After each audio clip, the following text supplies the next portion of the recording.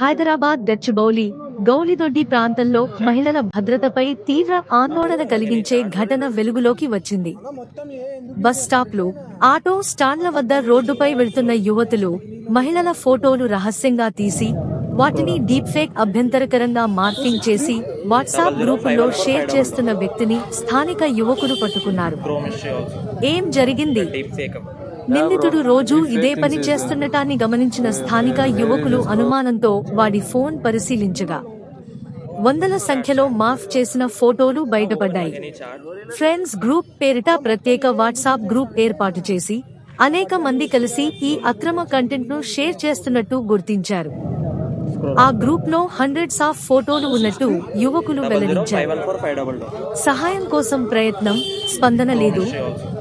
ఘటనపై వెంటనే 100 డయల్ చేసినా, అలాగే షీ టీమ్స్ కు ఫోన్ చేసినా సరైన స్పందన రాలేదని యువకులు ఆవేదన వ్యక్తం చేస్తున్నారు.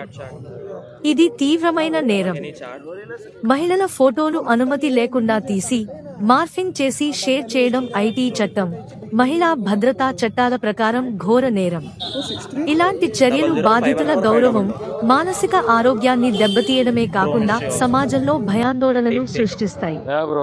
కోబ్రా న్యూస్ డిమాండ్: నిందితుడితో పాటు గ్రూప్లో ఉన్న అందరిపై కఠిన చర్యలు తీసుకోవాలి. మహిళల భద్రతకు బాధ్యత వహించే విభాగాలు తక్షణ స్పందన చూపాలి. ఇలాంటి ఘటనలు పునరావృతం కాకుండా నిరంతర నిఘా, అవగాహన అవసరం.